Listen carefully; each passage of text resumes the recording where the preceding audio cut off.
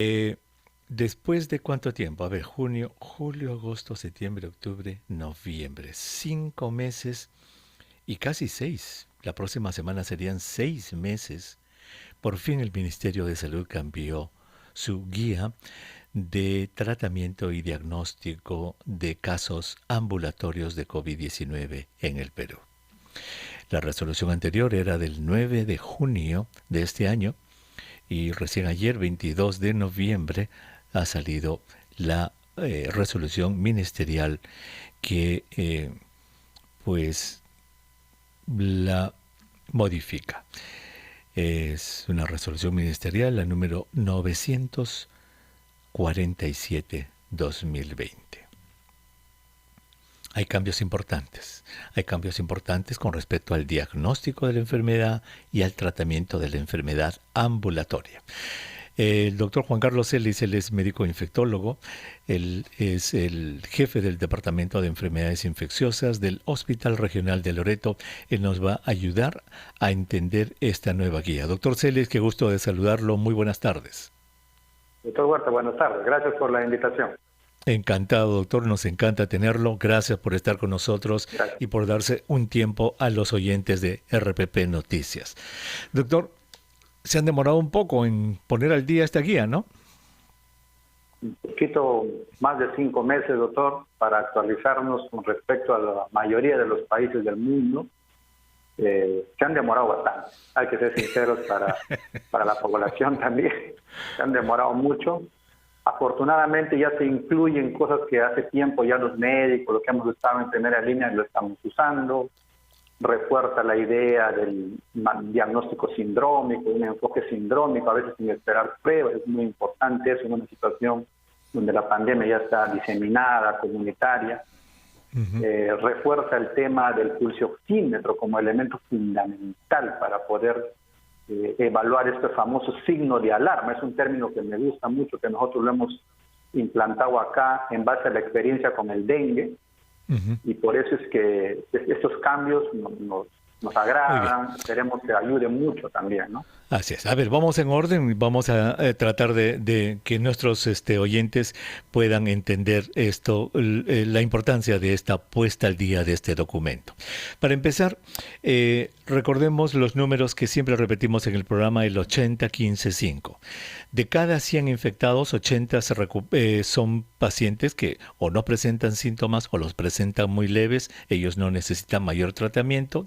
15% son los que caen en cama con fiebre, con escalofríos, con dolor de garganta, con tos, etcétera, y esos también van a salir, y el 5% sí puede llegar al hospital y se puede complicar. 80-15-5. Entonces, esta guía que ha sido aprobada el día de ayer, doctor, es para ese 95% de pacientes con COVID-19 que no van a llegar al hospital, para los ambulatorios, ¿cierto? Correcto, porque nos pone ya, digamos, en contexto, justamente para evitar lo que pasó en marzo, abril y mayo, ¿no? Que todo el mundo desesperado, pacientes y médicos, por dar tratamientos que ya sabemos ahora que no funcionaron, desesperarnos a veces por ir a tomarnos una tomografía cuando no era necesario, causar una tremenda aglomeración. Por eso es que esta guía que se dirige a este 95% nos va a ayudar ahora a evitar esa desesperación de médicos y pacientes y concentrarnos en ese grupo justamente, quién es para detectar, y eso me gusta de esta guía, quién va a pasar o no al hospital. Muy bien. Entonces empecemos. A ver, yo soy el paciente, me presento a su consultorio, doctor, y estoy preocupado porque hace una semana en mi casa alguien ha tenido COVID y yo he empezado hoy día con un poquitito de dolor de cabeza y un poquito de dolor de garganta, pero lo voy a ver a usted y le digo, doctor Celis, creo que me he contagiado, doctor. Y usted me hace preguntas y todo, y lo único que tengo es un poquito de dolor de garganta y tengo, nada, casi nada. ¿Qué me hace usted? ¿Qué me aconseja usted en el 80%? Ahí justamente viene esta parte fundamental que es la orientación. Vamos a explicarle al paciente lo que ya habíamos dicho, el 95% la va a pasar tranquilo, con algunos síntomas que vamos a poder manejar. No desespere, le vamos a ir monitorizando en el día a día. Fundamental explicarle al paciente, decirle que es muy probable que que sea un caso de coronavirus, porque el coronavirus tiene síntomas muy inespecíficos y que no se desespere por ahora. Si hay posibilidad de hacer una prueba molecular, como ahora felizmente dice esta guía, en los primeros 7 días, vamos a procurar hacer la prueba molecular, señor, señora, pero vamos a empezar a monitorizarles como si fuera coronavirus. Y vamos a estar atentos a signos de alarma, ¿no? Es algo clave que hay que decirle al presidente. Perfecto. Allí está el primer cambio, porque la guía de junio lo que decía es que a esta persona que se presentaba a su consultorio para hacerle el diagnóstico había que hacerle una prueba serológica de sangre, que ahora sabemos que eso no se usa para el diagnóstico, y el primer cambio de esta guía entonces, doctor Celis, es que se va a usar una prueba molecular como debe ser. Ahora, dicen aquí en el documento que es una prueba, dice detección, dice prueba molecular o de detección de antígeno. Explique a los oyentes cuál es la diferencia entre prueba molecular o de detección de antígeno. Claro, ya habíamos explicado que ahí hay una diferencia que se puede confundir inclusive. Ambos son pruebas moleculares en realidad, sino que la primera es una prueba molecular que detecta el virus y la otra es una prueba molecular antigénica también, que todavía no está disponible en el Perú, hasta donde tengo entendido, pero espero que el Ministerio se esté adelantando un poco. Por ahora tenemos a disposición en los hospitales las pruebas moleculares. Por ejemplo, en Loreto hay buena disposición de pruebas moleculares y estamos un poco holgados para todos los casos nuevos tomarle pruebas moleculares, doctor. Muy bien. Ahora, lo que tengo entendido también es que en el Perú se van a empezar a usar las pruebas moleculares rápidas, que son diferentes a ambas que acabamos de mencionar, que es la prueba molecular y la prueba de antígeno. ¿Cuál es la diferencia de una molecular rápida? Lo que pasa es que se han adaptado unos métodos basados en unos equipos que hay en todo el Perú, que son nuestros famosos equipos para GeneXpert, que son pruebas que hacen pruebas genéticas, moleculares que detectan ADN también, pero que son mucho más ágiles en detecciones. Pueden estar en 1 o 2 horas procesar. Es cierto que en menos cantidad, pero son más rápidas. Y el INS ya ha estado validando estas pruebas a nivel nacional, ha conseguido una buena validación, hasta donde tengo entendido, y ahora vamos a empezar ya a utilizar estas pruebas moleculares rápidas, como le llaman. Esas son las famosas pruebas LAMP, L-A-M-P, LAMP, como lámpara, ¿no es cierto? LAMP. Entonces, digamos que en este momento en el Perú, aparte de las de antígeno que usted dice que todavía no ha escuchado que han llegado, tenemos buena disponibilidad tanto de pruebas moleculares PCR como las moleculares rápidas, estas LAMP. Ambas pues, se pueden disponer de tal modo que esta puesta al día es muy positiva en ese sentido. Claro, porque nos va a permitir ambas cosas que nunca hicimos bien en el Perú, ¿no? Que es no solamente identificar el caso, sino hacer el rastreo de los contactos, poder detectar rápidamente y con eso decirle a un paciente, bueno, usted necesita aislarse, su familia también necesita protegerse, estar atento a los síntomas, cosa que no hicimos nunca en el Perú como estrategia fundamental. Muy bien. Entonces, en condiciones ideales, yo me presenté a su consultorio diciendo que hace más o menos 5 o 6 días alguien había caído enfermo a mi casa y yo estoy preocupado porque tengo un poquito de tos, un poquito de malestar de cuerpo y usted me dice, muy bien, no se preocupe que aquí le vamos a hacer una prueba molecular para saber si tiene usted el virus o no. Además, mire, esto le va a pasar en unos cuantos días y usted tiene que estar atento a estos y a estos síntomas para evitar que se complique. Muy bien, ahora vamos a ir un poquito más de detalle en un ratito cuáles son esos síntomas que hay que darle a la gente para estar vigilante. Pongamos el segundo caso. Doctor, yo caigo enfermo y caigo en cama. Y caigo y tengo una fiebre de 40 grados, vuelo en fiebre, me duele el cuerpo, tengo tos, me ha bajado el apetito y estoy con escalofríos. Y digo a mi familia, por favor, llamen al doctor Celis, que venga a verme a mi casa. Y usted va y me ve enfermo. ¿Cómo enfrenta este caso? Igualmente, ¿no? En este caso los síntomas pueden ser más intensos, pero la fiebre alta lo podemos manejar con sintomáticos o antipiréticos, pero no representa todavía un signo de alarma, un término que hay que ir informando a la población, ¿no? Por ejemplo, en ese momento, aparte de medir las funciones vitales, la presión, la temperatura, la frecuencia cardíaca, estamos presentes ahí, fundamental es que ya sepamos cuánto, ¿no?, el nivel de saturación de ese paciente para poder decirle en qué etapa de la enfermedad estamos y si vamos a necesitar cambiar de plan, por ejemplo, ir a un centro de atención, como ha dicho el Ministerio de Salud, o al hospital, de acuerdo a cómo lo encontremos, ¿no? Por ejemplo, si este paciente que está con una fiebre alta 3 días y no tiene desaturación, dolor de pecho, no se agita, no tiene otros, no está vomitando, no está deshidratado, se está alimentando bien, todo, podemos manejarlo inclusive en casa, con los antipiréticos, con medios físicos para bajarle la fiebre, y de esa manera evitamos también que él esté desplazándose si es que estamos en su casa. Uh-huh. Muy bien. Entonces, pero la guía dice lo siguiente. Si yo, el paciente, tengo cáncer, o tengo alguna enfermedad del corazón grave, o sufro de los riñones, estoy en tratamiento con hemodiálisis, o sufro de una enfermedad pulmonar crónica, por ejemplo, obstructiva crónica, el famoso EPOC, o tengo asma moderado o grave, o tengo diabetes, o soy bien gordito, soy obeso mórbido, o tengo una enfermedad inmunosupresora, o tengo más de 65 años, doctor, entonces yo caigo en lo que el ministerio llama en esta guía un grupo de riesgo.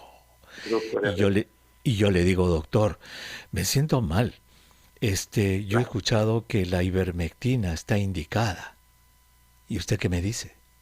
Afortunadamente el Ministerio de Salud ya nos ha dejado a criterio médico el uso de ivermectina, y yo particularmente le diría, señora, no tiene usted tronquiloidiasis para tratarle con ivermectina, no vamos a usar ahora ese medicamento. Como usted tiene grupo de riesgo, es obeso, tiene una hipertensión, una diabetes no controlada, voy a necesitar monitorizarlo más de cerca. No voy a estar tranquilo monitorizando, y le puedo sugerir, por ejemplo, en el caso de un diabético no controlado, un hipertenso no controlado, que vayamos a hospitalizarlo en estos centros de atención ambulatoria temporal o a un hospital, porque su caso está incluido en este grupo de alto riesgo, no solamente por el coronavirus, sino porque como él tiene una enfermedad crónica que se puede descompensar, nos puede ir mal en el transcurso de los días, y podríamos monitorizarlo más de cerca y mejor si lo tenemos vigilado en un centro de atención médica. Muy bien, usted me dice eso y yo le digo, ay, pero doctor, mi hermana se enfermó y su doctor le dio ivermectina. Deme, doctorcito, deme, total. Si no pierdo nada, ¿por qué no me quiere dar? ¿No funciona, doctor? Es que yo ya he visto muchos pacientes, señor, que han tomado ivermectina y a veces esto tiene algunos efectos adversos y me puede confundir y asustarle a usted y a mí. Yo le sugeriría que esté tranquilo, va a ver que a medida que le monitorizamos vamos a ir manejando y vamos a estar tranquilos, usted como paciente y yo como su médico. Déjenos manejarlos, tenga confianza, que vamos a avanzar y vamos a estar manejando bien su caso. Muy bien, entonces, esto que el Ministerio de Salud ha dejado allí como criterio médico. Doctor, eso es como bien gaseoso. ¿De qué va a depender? ¿Hay evidencia o no hay evidencia? ¿Esto es creencia o no? ¿Por qué lo dejamos al criterio médico? ¿No se supone que esto debe ser con evidencia científica de que funciona? Claro.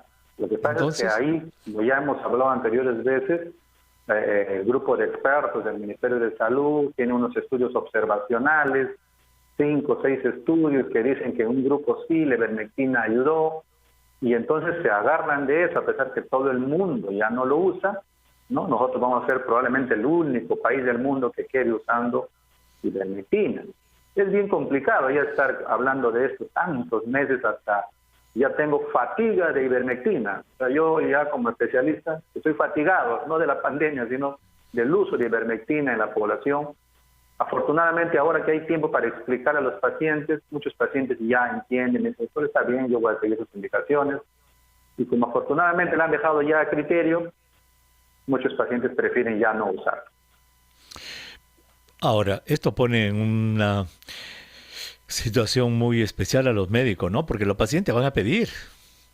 Claro. De hecho, lo hacen, doctor, todo el tiempo lo hacen. Afortunadamente, yo digo que mi tasa de rechazo a mi sugerencia es 10-20%. La mayoría de pacientes acepta seguir una recomendación cuando uno se detiene a explicarles pausadamente. Ahora hay más tiempo, inclusive hasta por teléfono, de manejar a algunos pacientes que no quieren ir al hospital, y los convencemos y nosotros vamos a seguir sus instrucciones, ¿no? Lamentablemente ya es difícil estar como peleándose con el Ministerio por la ivermectina.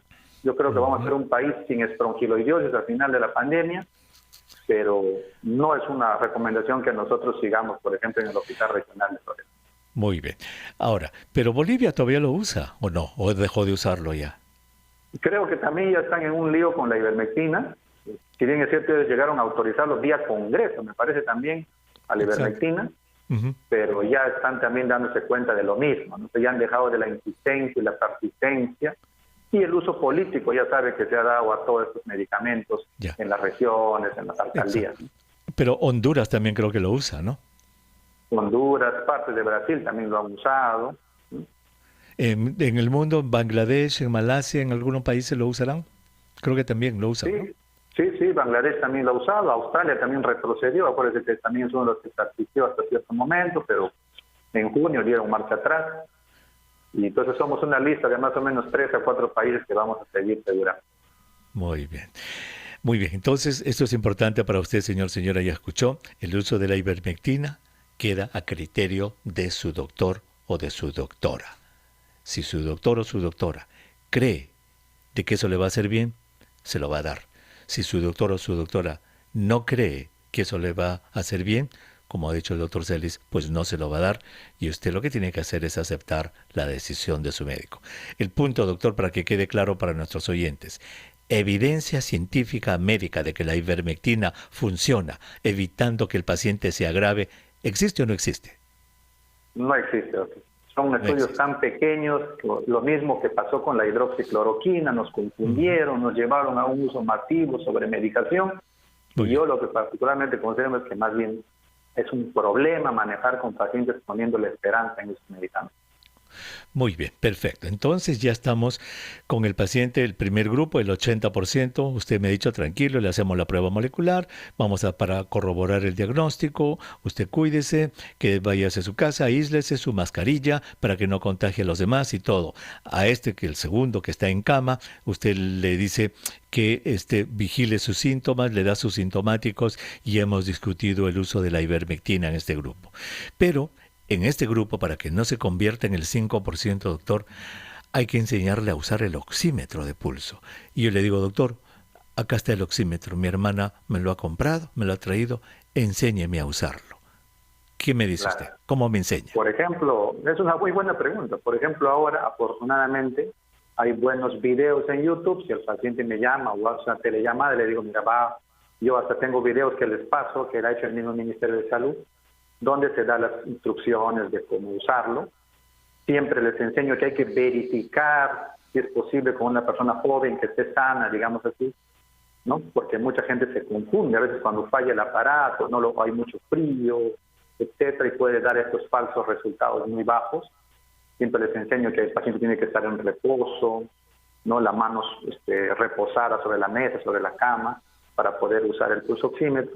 Y saber leer las medidas, porque a veces se confunden con la frecuencia cardíaca, etcétera, para que me reporte, y debe anotarlo, ¿no? Una cosa fundamental es que tiene que anotarlo. El Ministerio está recomendando por lo menos 3 veces al día, y cuando se dé la teleconsulta, pues el familiar tiene que decir tanto es la saturación a esta hora, o tanto ha sido la saturación de oxígeno en el transcurso de las horas, que nos va a ayudar a detectar este punto límite, que es el famoso signo de alarma, donde puede cambiar nuestro manejo según cómo vaya la saturación.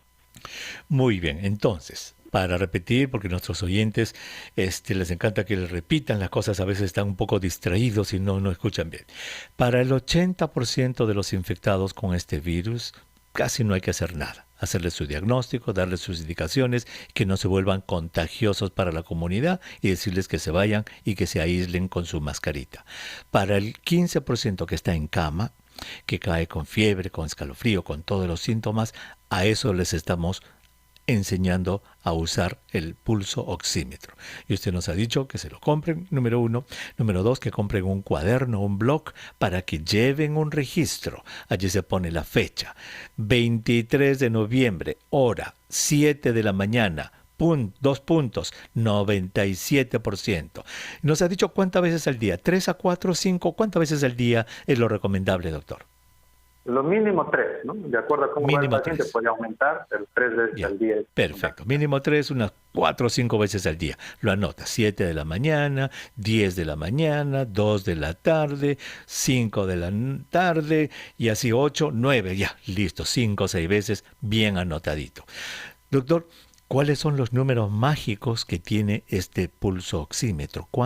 ¿Qué es lo normal? ¿Cuánto es lo normal? Claro, ahí viene otra cosa que esta guía yo creo que ha mejorado también bastante. Nosotros teníamos llamadas de Puno, de zonas de altura, que nos decían, doctor, yo estoy saturando 90, y se asustaban porque nos escuchaban en los videos, en la radio, decir que la saturación normal es de 94 para arriba, ¿no? Y ahora felizmente el Ministerio ha puesto una tablita pequeña, es cierto, donde ya nos dice qué valores normales debemos esperar de acuerdo a ciertos grados de altitud. Entonces, si este paciente, por ejemplo, está a nivel del mar, ¿no?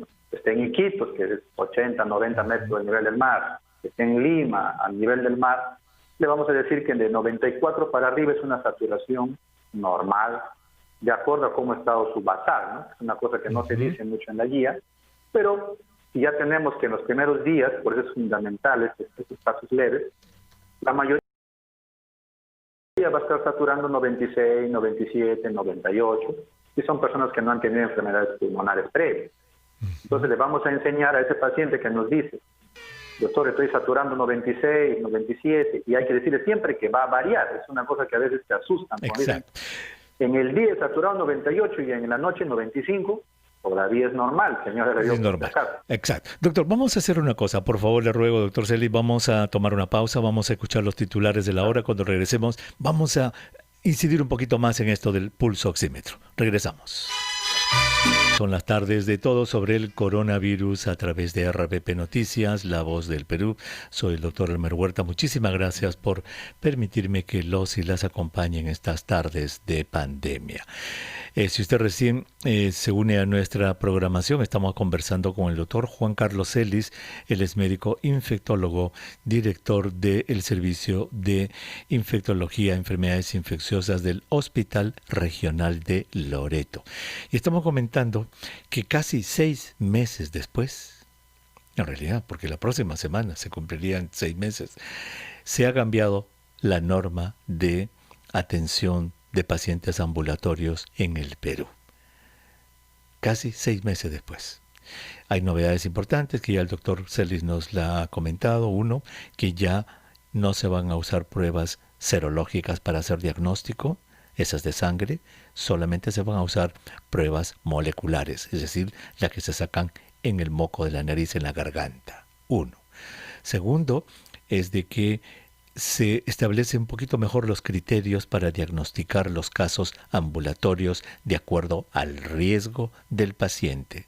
Y tercero, algo que se ha dejado completamente en el aire a criterio de los médicos, a criterio de si creen o no, no sé, la verdad es que no hay ninguna evidencia científica, pero han dejado a criterio de los médicos si el paciente va a recibir o no ivermectina cuando el paciente es de alto riesgo. Eso lo han dejado a criterio de los doctores.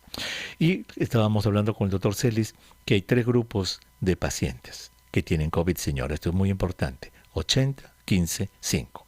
80% son los que se infectan y casi no presentan síntomas o son ligeritos. El doctor nos ha dicho, se hace el diagnóstico y se le aísla al paciente y se le da instrucciones para que no contagie a los demás. El segundo grupo, el 15%, cae en cama con fiebre, etcétera, y a este grupo hay que enseñarle a usar un aparatito que se llama el pulso oxímetro. Y eso es lo que nos estaba enseñando a usar el doctor Celis antes de ir a la pausa. Nos ha dicho que lo que se hace es comprar el pulso oxímetro y un cuaderno, y unas 4 o 5 veces al día se toma la muestra y se anota en el cuaderno. Y nos ha dicho que lo normal es encima de 95, pero cambia con la altura. Ahí nos quedamos, doctor. Entonces, llévenos, por favor, por estos números. ¿Cómo debemos interpretar estos números? ¿Qué significan estos números? ¿Y para qué se hace esto del pulso oxímetro? Sí, es una cosa previa. El Ministerio todavía ha dejado la prueba serológica a partir del día 7. Ya ha puesto que la prueba molecular de 7 para abajo de enfermedad y la serológica todavía se puede usar de 7 para adelante. Eso todavía lo ha dejado en casa. Bueno, entonces, como decíamos, una vez que un paciente estamos monitoreándolo con el oxímetro, hay que enseñar a usarlo, y algunas cosas que siempre en el día a día hemos visto, ¿no? Por ejemplo, algunos pacientes dicen, doctor, mi mamá está saturando 70%. Yo digo, ¿y cómo está la mamá? Está tranquila, doctor. Pruébelo con usted, por favor, le digo yo. Pruebe usted que está sano. Bueno, yo también estoy saturando 70%.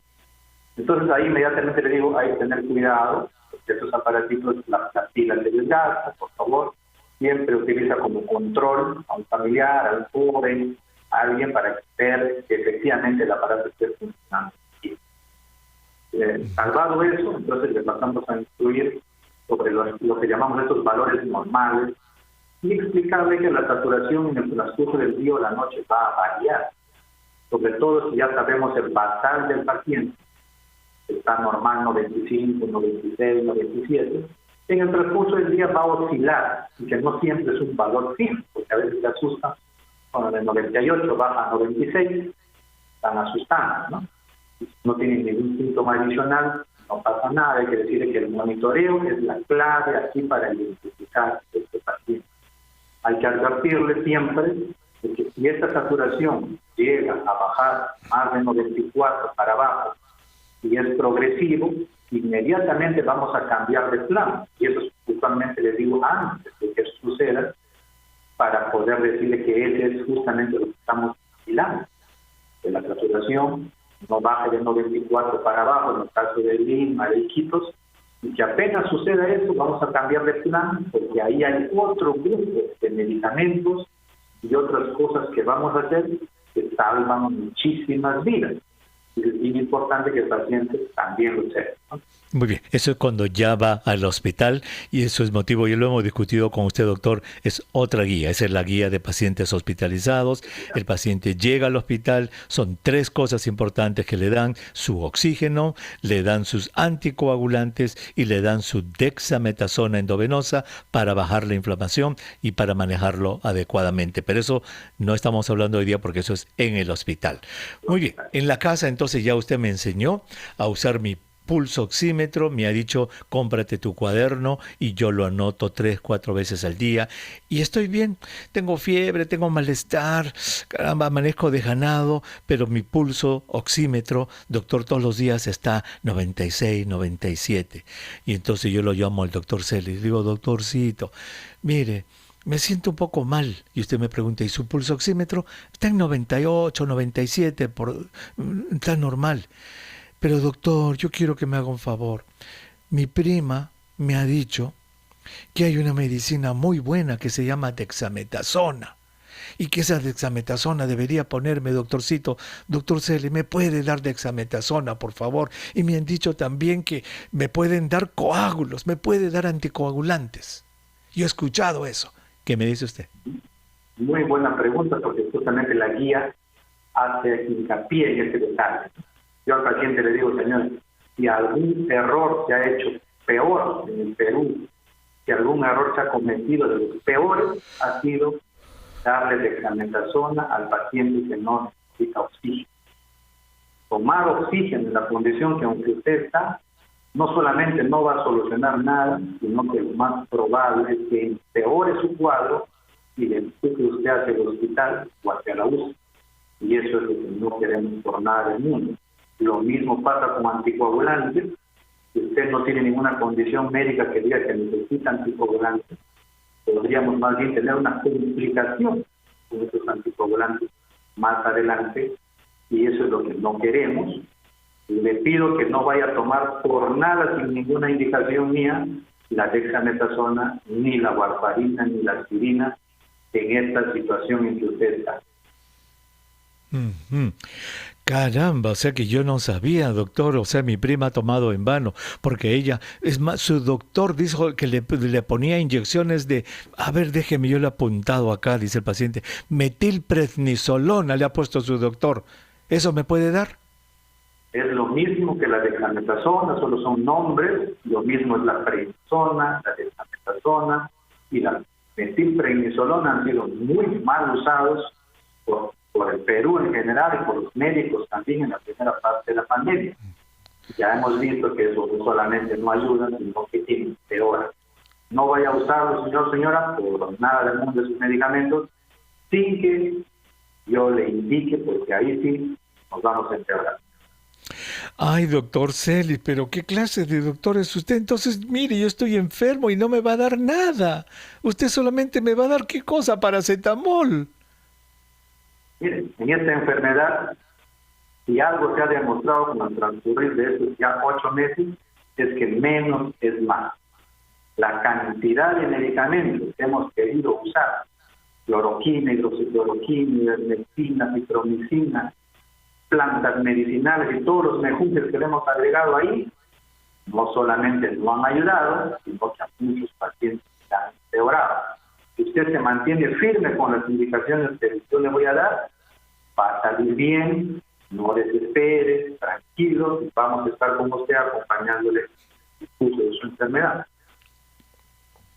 Qué interesante, doctor. Entonces espero que nuestros oyentes hayan apreciado esta dramatización, llamémosle así. Doctor, entonces, y eso lo dice la guía muy claramente, dice aquí que no existe tratamiento para esta enfermedad al momento, y bueno, ya hemos comentado acerca de cómo está dejando al criterio de los médicos.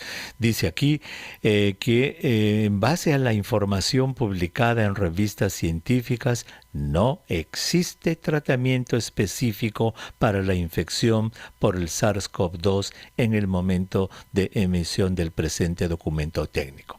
Entonces, doctor, ya sea que es del 80% o ya sea de ese 15%, todos son manejos sintomáticos, medicamentos sintomáticos, alimentación, hidratación y reposo.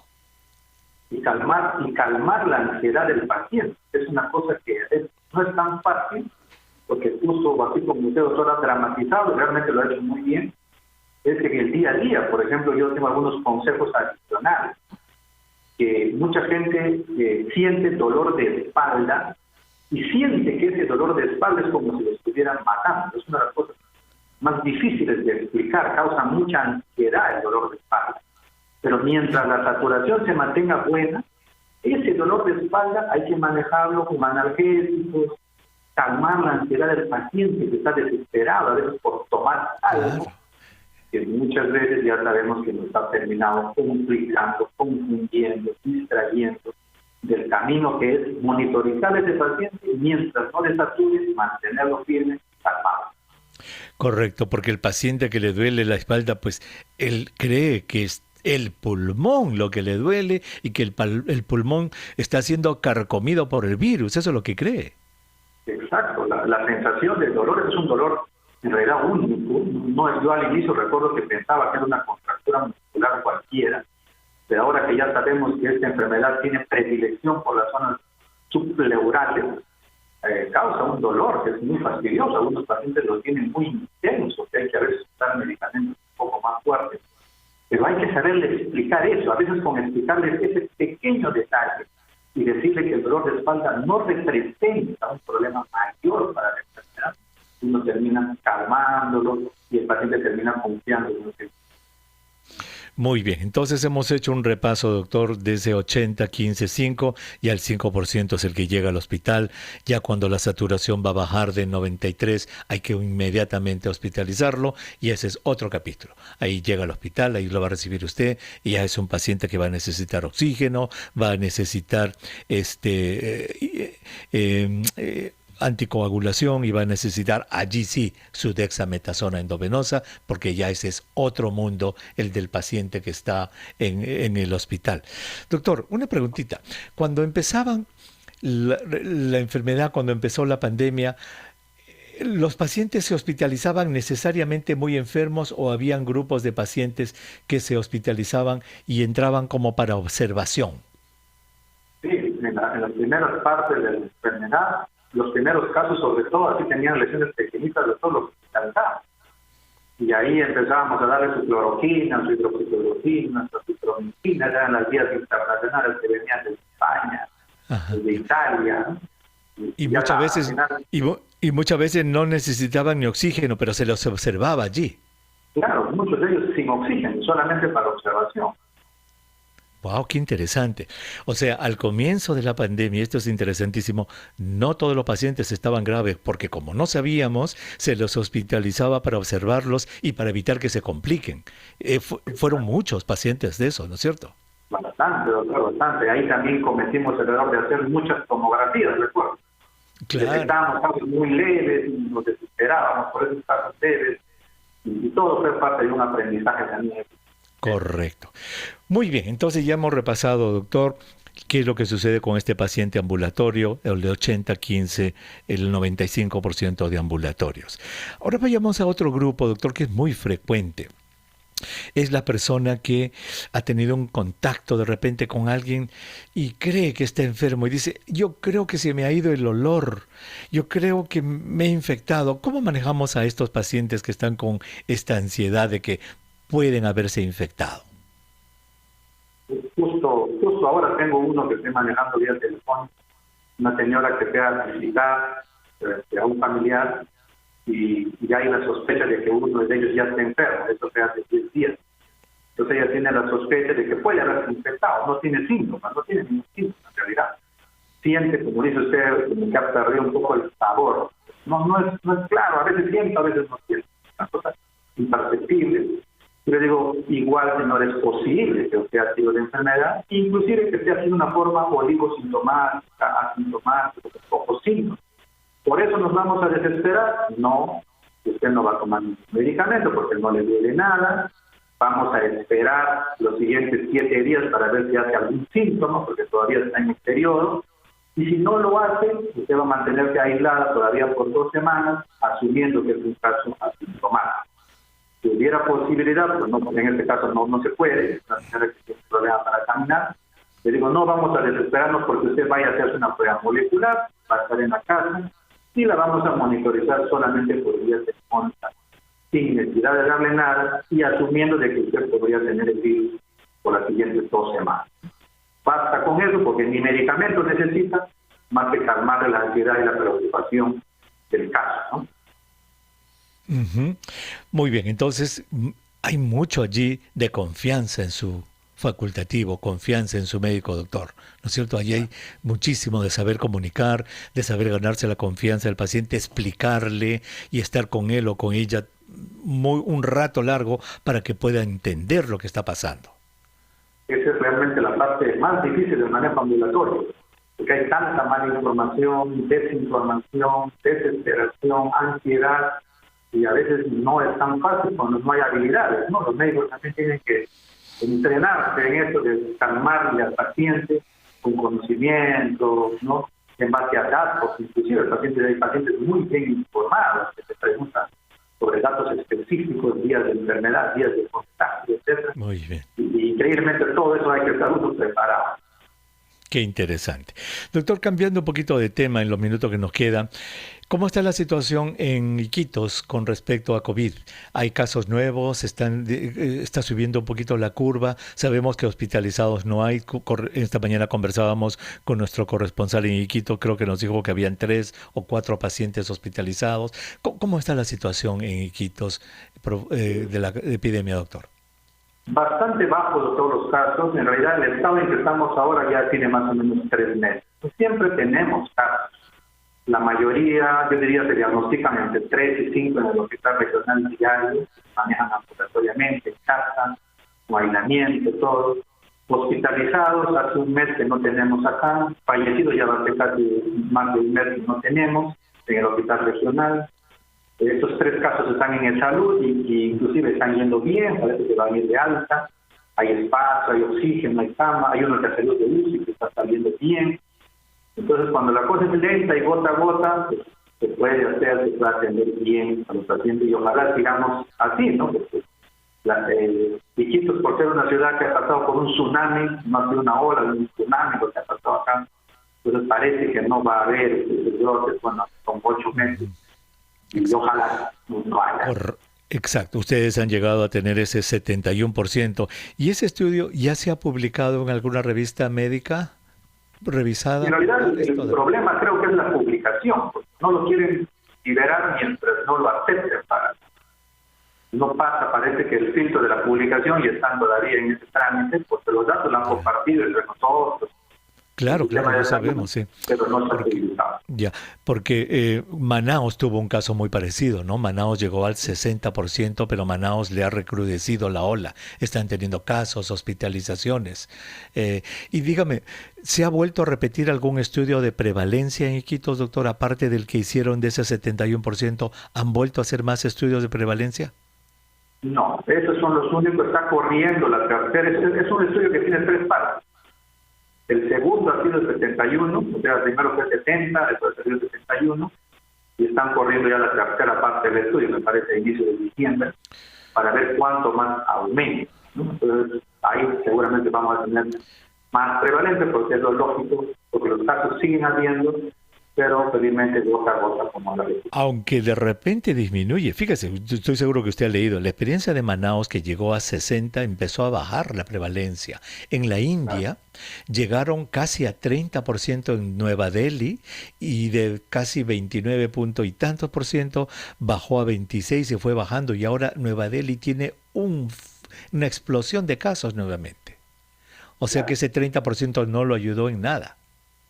Así es, parece que cuando no sube de 50, que es un número que más o menos se está manejando, porque nadie ha dicho, ya sabe, esa enfermedad, pero a partir de 50 parece que no se puede cantar nada de victoria. Yo sigo mucho a Guayas, que es la provincia de Guayaquil, a Manaos, y a Iquitos, a Maynas, y en realidad nos estamos comportando exactamente igual.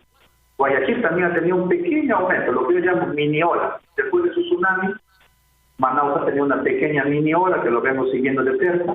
Iquitos ha tenido el más grande tsunami de los 3, no tiene ni siquiera mini ola, está estable. Y Manaus y Guayaquil han tenido pequeñas mini olas después de 4 a 5 meses. Y nosotros ya pasamos, inclusive ese tiempo, nosotros estamos en el 8º mes. Pero es un número pues irrepetible. Entonces, no hay ningún lugar en el mundo que tenga 71 hasta ahora. Entonces, es bien difícil extrapolar lo que pasa en Iquitos a otras partes del mundo. Terrible lo que sucedió en Iquitos, ¿no? Y que carambas se haya conseguido ese número y que tengamos esa distinción terrible, doctor, de haber llegado a 71%, ¿no? ¿Sabe lo que me hace acordar? Hace muchos años cuando yo trabajaba en el DINEN, yo me acuerdo, esto es terrible, pero así era, doctor. Nosotros éramos residentes de primer año y venían los jefes y nos decían, van a venir unos norteamericanos a visitarnos. A ver, quisiéramos, por favor, residentes que escojan algunos casos de cáncer que son avanzados, que tenemos aquí en el hospital, para que cuando los gringos vean, se den cuenta lo que tenemos acá. Y a mí me parecía rarísimo. ¿Cómo le vamos a mostrar lo avanzado? ¡Qué vergüenza! Pero esa era la mentalidad, porque nos decían los maestros, ¿no? Los gringos no ven esto. Queremos atarantarlos. Igual, Iquitos tiene 71% y eso es horrible, pero de una u otra manera nos está defendiendo, doctor. Sí, es importante aclarar eso, porque hay mucha gente que cree que hay que seguir el modelo de Iquitos. Yo le digo, no le recomiendo a nadie el modelo, porque eso ha sido a golpe de una epidemia arrasadora, un tsunami, que ha costado muchísimas muertes. O sea, no hay nada de que repetir ahí, simplemente estamos en una situación baja, producto de haber sido arrasados por esta epidemia. Exacto. Ahora, dicen por allí, de acuerdo a este número 2.5, el número R, que es el número de contagio que una persona contagia entre 2 y 3 personas, que el efecto rebaño estaría entre 60 y 70%. ¿Usted nos ha dicho 50? ¿Eso está publicado en alguna parte o...? No, el Ministerio ha sacado también esos datos, lo ha publicado en su estudio de proyección que tiene para la segunda ola. Y es cierto, ¿no? El 60 es como el número mágico que se ha sacado de este R. Pero hay algunas experiencias, ¿no?, de otras partes que no han llegado a 70, como Manaus, Si bien es cierto, ha tenido pequeñas olas, ya bajó a 70. Guayaquil también llegó por ahí a 50, nada más, y sin embargo se mantiene en esos pequeños tacitos que tiene, no se consideran ni siquiera olas. Y entonces como que están bajándole un poco en base a lo que están viendo en las ciudades que han empezado primero, ¿no? Acuérdense, Guayaquil, Manaus, Iquitos, como para seguirlos de cerca en esta experiencia, ¿no? Que ya han cumplido 8 meses y medio, por ejemplo, ya casi 9. Manaus y Guayaquil también, y Iquitos ya cumplió 8 meses también. Y entonces ahí como observando a ver si se cae la inmunidad, si se mantiene, aparentemente todavía nos mantenemos bien, y estos pocos estudios que siguen saliendo indican que parece que la inmunidad dura más de 8 meses. Entonces, tranquilos todavía por ahora.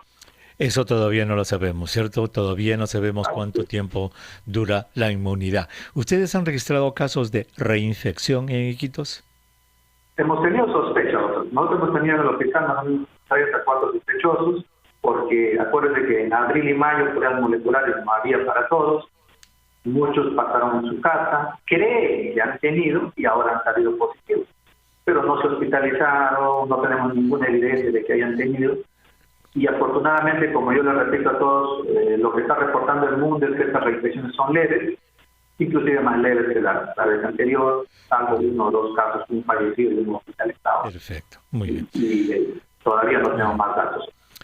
Bueno, doctor Celis, muchísimas gracias por su tiempo. Me ha encantado conversar nuevamente con usted. Le agradezco muchísimo en nombre de todos los oyentes de RPP Noticias que se haya dado el tiempo para estar con ellos y explicar con tanta paciencia el manejo del paciente ambulatorio. Y yo rescato lo que usted ha dicho, confianza en su médico y pegarse a lo que dice su médico, no automedicarse y seguir las indicaciones de su doctor. Gracias, doctor Celis.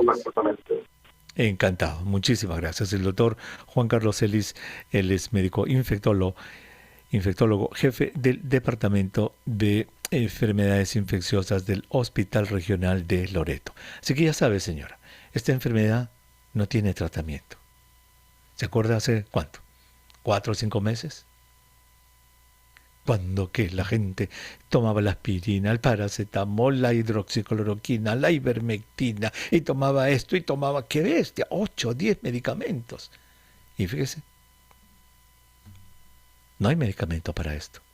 Su sintomático y queda al criterio de su doctor. Si cree o no cree que la ivermectina lo puede ayudar. Ya hemos escuchado, no hay base científica para eso, es una cuestión de creencia, pues. Que su médico crea o no, y usted lo acepta. Vamos a regresar, no se vaya.